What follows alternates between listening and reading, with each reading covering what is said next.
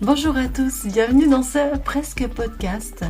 Je ne sais plus les numéros, donc en même temps, est-ce bien important? Je ne sais pas, je ne crois pas. J'espère que vous allez bien, que ce mois de décembre a bien commencé pour vous et qu'il continuera ainsi. Voilà. Aujourd'hui, nous allons parler d'un sujet un peu délicat. Je pense que il est ambigu, il est un peu bizarre, il est un peu, je ne sais pas. Voilà. J'attends vos commentaires, bien sûr, avec toujours bienveillance et même si prévenance. Voilà, je préfère ce mot à bienveillance. Je préfère la prévenance à la bienveillance. Prévenir, c'est toujours mieux. Mais voilà, j'attends vos commentaires, ce que vous en pensez. Là, comme je le dis, ceci est mon avis, mon expérience, une vision un peu plus philosophique que certaines de voir les choses, peut-être pas, je ne sais pas. Mais je pense qu'il est important d'écouter aussi une autre façon de penser qui ne va peut-être pas dans le sens de la bienséance et de ce qu'on... Voilà. Je fais cette vidéo le mois de Noël parce que je pense qu'il est important aussi de se préserver par rapport à ces conventions que l'on se donne pour les fêtes de Noël, et il est important de se préserver par rapport à tout ce que pourrait nous imposer la société. Non, mais la pression qu'on peut se mettre en fait pour ces fêtes et pour tout ça, alors qu'il n'y a pas lieu. Je veux dire, voilà, c'est pas non plus... ça va. Il va pas se passer une catastrophe thermonucléaire si on ne fait pas ce que les autres attendent de nous. Voilà. Ceci dit, on y va, on commence. Alors moi j'ai pris un petit café parce que je vais parler et j'aurai besoin de faire des petites pauses. Donc voilà, je vais commencer par pourquoi apprendre à dire non. Désolée pour les bruits, je déteste ça. Désolée. Alors, pourquoi apprendre à dire non? Mais parce que parfois, quand on dit trop oui, on se laisse envahir. Et ça, je vous apprends rien, je pense que vous le savez. Des fois, on n'ose pas dire non parce qu'on veut faire plaisir, parce que qu'est-ce qu'on va penser nous, parce que, oh là là, mais ça va les mettre... Oh, les pauvres, ils sont tellement... Non. Arrêtez ça. Stop. Posez-vous la question de est-ce que j'en ai vraiment envie? Est-ce que j'en ai besoin? On peut en avoir besoin. Est-ce que j'ai vraiment le temps? Est-ce que... Voilà, posez-vous toutes ces questions. Est-ce que j'ai le temps? Est-ce que j'en ai envie d'abord? Est-ce que... Voilà, parce qu'on peut... Est-ce que... Voilà... j'ai ce côté altruiste qui fait que, oui, ça me pose aucune peine, aucun problème, au contraire, avec plaisir, etc., etc. Voilà, posez-vous cette question. Je vous dis ça parce qu'en fait, souvent on se pose pas cette question, on dit les choses spontanément et puis on regrette. Et ça, je peux parier que c'est 70% des oui spontanés qu'on a dit dans notre vie, quoi. Dire non, c'est un peu plus compliqué, mais ça facilite beaucoup la tâche après. Par exemple, vous avez, je sais pas, un ami ou une amie qui vous dit « Oui, je fais à manger pour le repas d'anniversaire de telle personne. On va être 150, tu me files un coup de main ?» Ok. Vous allez dire spontanément « Bah oui. Mais en fait, vous aimez pas cuisiner. » Vous détestez ça. Vous n'avez pas le temps parce que vous, en parallèle, vous avez des journées qui s'annoncent mais overbookées à cause de je ne sais quoi et nanana. Vous avez les enfants, vous avez ceci, vous avez cela. Bref, vous savez que ce oui, déjà, va être une charge en plus dans votre vie Mais voilà. Et finalement, c'est un repas d'anniversaire pour un ami qui est pas forcément vous, votre ami, plus une connaissance. Et bof, quoi, vous allez passer en plus un moment déjà, voilà, pas forcément au top. Donc, euh, alors que si vous aviez dit d'entrée, bon, écoute, ben, je suis désolée, mais non, non, non, je ne peux pas. Je n'ai ni le temps, j'ai pas forcément envie, j'ai pas le temps. Pas envie, bah, ça peut ne pas plaire, mais tant pis. C'est son problème à l'autre, hein. Si ça lui plaît pas, c'est pas le vôtre. Vous avez le droit de dire que vous n'avez pas envie de faire ceci. J'ai pas le temps, c'est pas trop mon domaine de compétence, la cuisine. Ça va me gonfler en fait. Vous avez le droit de dire, ça va me gonfler. Non. Je peux venir t'aider si tu veux le jour même à mettre la table, à la limite, mais c'est tout ce que je peux faire pour toi. Un petit compromis, allez, ok, ça vous savez que vous pouvez le faire. Voilà. Ce nom va peut-être vexer l'autre personne, mais si elle est vexée, si c'est vraiment votre amie, elle va se vexer 2 jours et c'est bon quoi. Si elle est vraiment vexée à mort et tout ça, c'est son problème, c'est pas le vôtre en fait. C'est sa vexation et il faut la laisser avec sa vexation. Mais vous aurez sauvé votre planning et vous aurez sauvé votre santé mentale surtout et physique parce que voilà, vous ne serez pas mis la pression et vous serez d'autant plus disponible pour faire d'autres choses qui vous conviennent et pas forcément les choses qu'on attendait de vous. Voilà. Euh, c'est un exemple éclaté. Il est nul mon exemple. Mais bon, vous comprenez ce que je veux dire dans l'absolu, quoi. C'est très compliqué de dire non. C'est toujours hyper compliqué de dire non. Mais sincèrement, ça fait... on va dire dans le temps et... Parce que, voilà, pour en revenir à mon exemple pourri, cette fête d'anniversaire-là, une fois qu'elle sera passée, plus personne n'y pensera, plus personne, je veux dire... Et vous serez foutu en retard sur plein de trucs. Il y a des moments que vous n'aurez pas passé en famille, que vous auriez aimé partager. Vous vous serez foutu la pression, vous aurez été de mauvaise humeur, vous aurez emmerdé tout le monde dans votre famille parce que nanana, parce que nanana. Et finalement, vous aurez passé beaucoup de mauvais moments à vous foutre cette pression.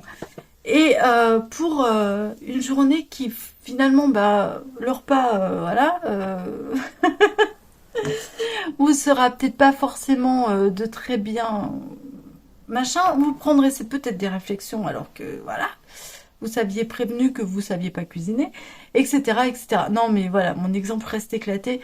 Mais je pense que vous je pense que vous comprenez ce que je veux dire.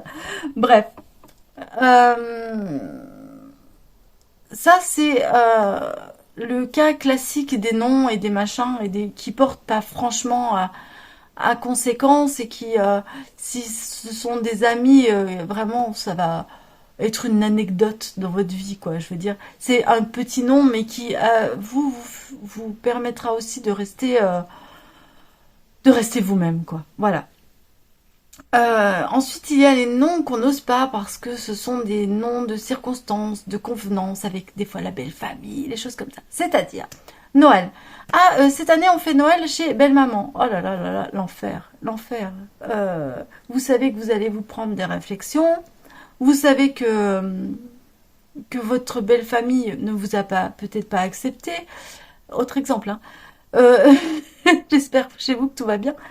Mais vous voyez ce que je veux dire.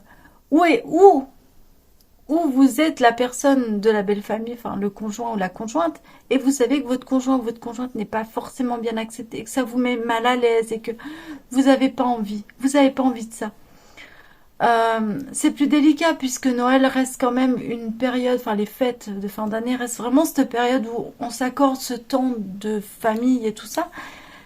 Mais si vous avez vraiment, vous savez que le repas va être, vous êtes l'extraterrestre, vous êtes ce qu'on appelle le mouton noir de la famille, vous êtes, ne, essayez de ne pas vous imposer ça en disant non, merci, c'est gentil.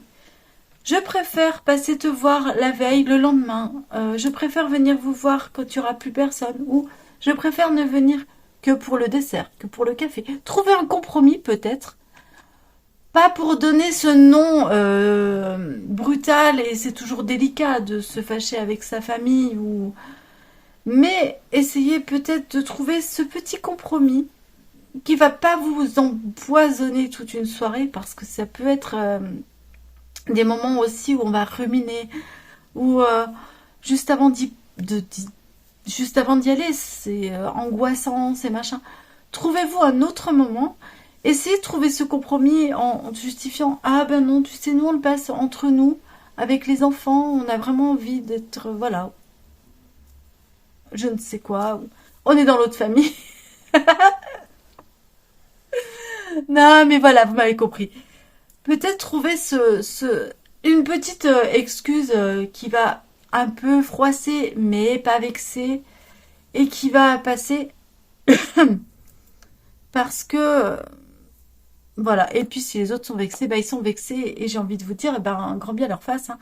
Vexez-vous et puis ruminez-vous, mais à la limite, bah vexez-les, et s'ils sont vexés, ce seront eux qui seront dans la rumination et tout ça, mais c'est leur problème, c'est plus le vôtre. Je veux dire, c'est super égoïste ce que je dis, mais il y a un moment aussi où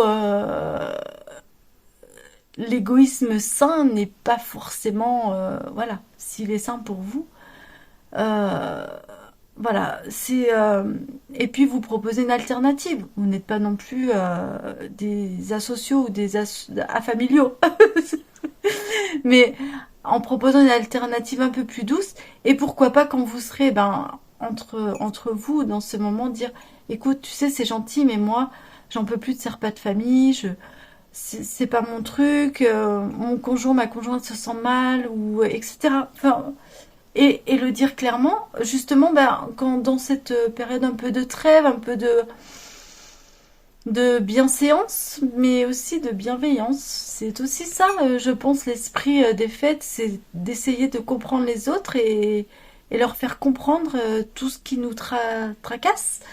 Et voilà.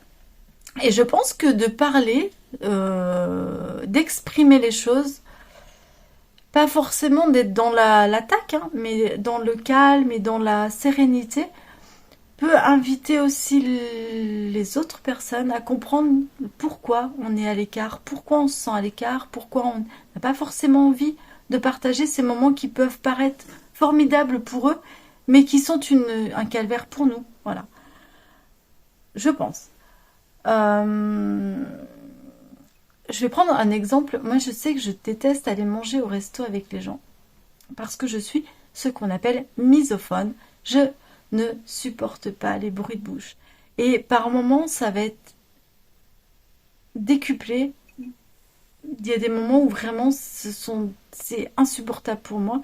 Il y a des moments où ça va très bien, mais il y a des moments. Donc les repas sont pas forcément pour moi un, un symbole de partage, de bien-être et tout. Voilà. Mais je préfère mille fois accueillir quelqu'un. À la limite, un petit truc apéro, ça va. Mais partager un repas, être assis, et avoir quelqu'un en face de moi qui mange, je,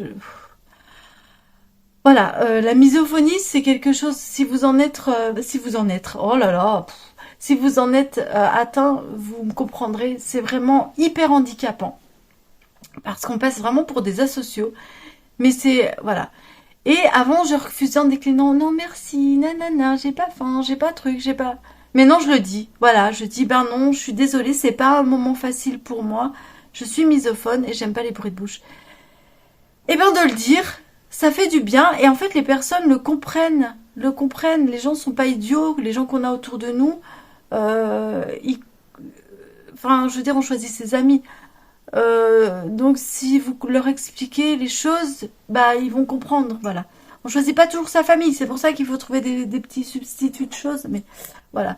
Moi je me rappelle des repas de famille avec des gens autour de la table qui n'ont pas du tout les mêmes idées que moi, les mêmes pensées, parce que bah on choisit pas sa famille. Et voilà, c'est chiant, alors moi je me taisais parce que j'avais pas envie de rentrer dans le truc.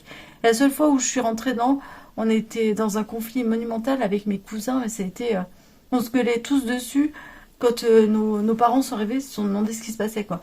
Donc non, ça, moi, les conflits, j'ai trop vu, hein, autour de moi, les tables où ça part en règlement de compte en plein milieu du repas, non merci, quoi, hein, c'est pas la peine. Du coup, voilà, ça me fait pas rire. En plus, maintenant, je bois plus d'alcool, donc voilà. Avant encore, j'avais un petit coup de pinard qui me permettait de supporter ça, mais non. Voilà. Que vous dire d'autre? Oui, revenons-en à ce fait de dire non ou pas non, quoi.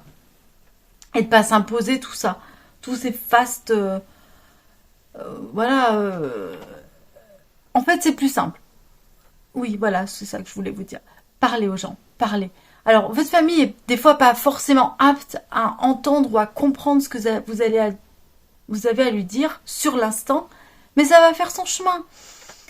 Des fois, des personnes une réaction très virulente face à l'instant, mais après, elles vont y penser. Et laissez-leur aussi, ne soyez pas dans le ouais, bon, bah voilà, je lui ai dit les choses, il a rien compris, bah tant pis pour lui. Non, soyez tolérants sur la façon dont va réagir l'autre. C'est important. Quand on balance quelque chose comme ça, il faut pas s'attendre à ce que les choses soient comprises tout de suite et tout ça. Essayez d'avoir ce recul et cette tolérance de ok, tu l'as mal pris pour l'instant, on en reparlera peut-être un peu plus tard, je te laisse le temps de digérer. Lui dites pas forcément ça, mais vous, dites-le vous, à vous.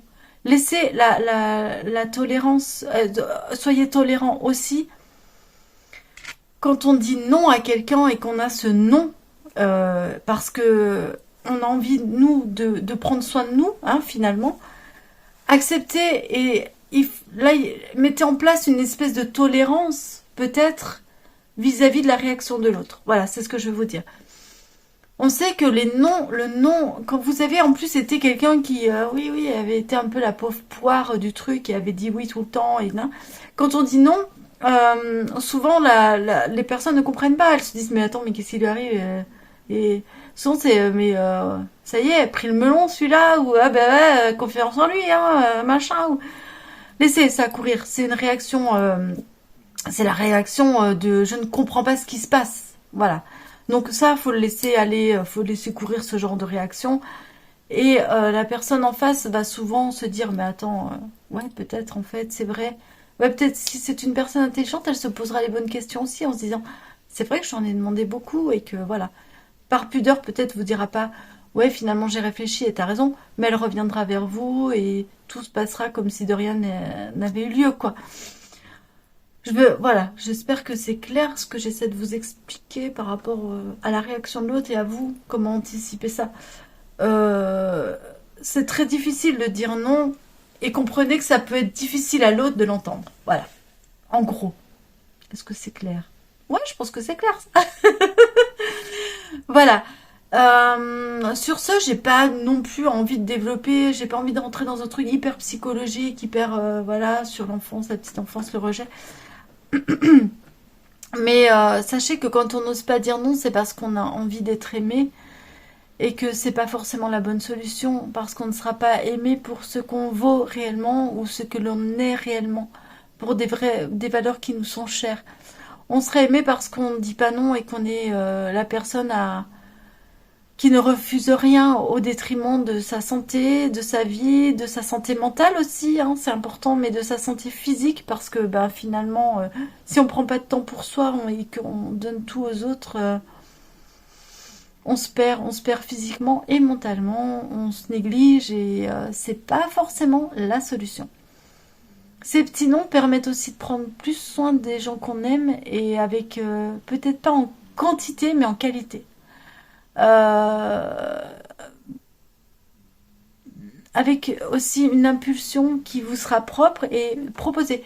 Par contre, acceptez aussi qu'on vous dise non. Quand vous allez proposer quelque chose, acceptez qu'une autre personne soit dans l'effet contraire et vous dise ben non, moi je veux pas ou je ne peux pas. Il faut aussi accepter les noms des autres. Voilà. Rien n'est figé, un non n'est pas catégorique. Les compromis sont pour moi aussi c'est pas des compromis, c'est juste la discussion et un échange d'accords. Ah, ça te convient pas, moi j'aime bien ça. Est-ce qu'on peut trouver un terrain d'entente? Euh, ne restez pas figé sur quelque chose de catégorique non plus, mais acceptez les choses et voilà, et tout se passe bien en général. Pour moi, le dialogue Le dialogue est l'essentiel. Vraiment, le dialogue. Sans, avec douceur et avec prévenance, c'est ce que je vous dis, en étant en disant, je peux comprendre hein, que ça te pose problème, mais moi je peux pas, c'est vraiment je ne peux pas, voilà. Et ben, vous verrez que il y a des choses qui vont se mettre en place et vos relations vont changer et vont être d'autant plus. Vous allez peut-être, si vous vous sentez dans cette ambiance de ouais, moi je suis la bonne poire, vous allez voir que je suis toujours là quand on a besoin de moi, mais franchement, eh bien vous allez voir que si vous arrivez à dire ben non là, désolé, les personnes qui venaient à vous que pour ça, ben peut-être vont vous laisser petit à petit, mais vous allez pouvoir faire une place et rencontrer d'autres personnes. Et ça peut être autrement intéressant. Pas plus, pas moins, mais autrement intéressant. Votre vie va prendre une autre tournure, va prendre un autre chemin, et vous verrez que c'est aussi chouette. Et vous reverrez ces personnes qui étaient là que par intérêt finalement, vous les reverrez dans d'autres circonstances, et vous verrez que vous vous apprécierez davantage. J'en suis sûre, j'en suis certaine. Ça ne se fait pas du jour au lendemain, c'est des choses à mettre en place doucement. C'est pas de dire non à tout le monde, c'est juste de dire où sont mes limites. Si vous voyez que vous êtes envahi par des mauvaises décisions que vous avez prises à contre-cœur, dites-vous laquelle m'empoisonne le plus et vous verrez qu'à force de réfléchir et de hiérarchiser ces poisons finalement que vous vous êtes mis, eh bien vous allez commencer par le premier, le pire. Une fois que celui-ci sera réglé, vous pourrez mettre en place les autres, etc., etc.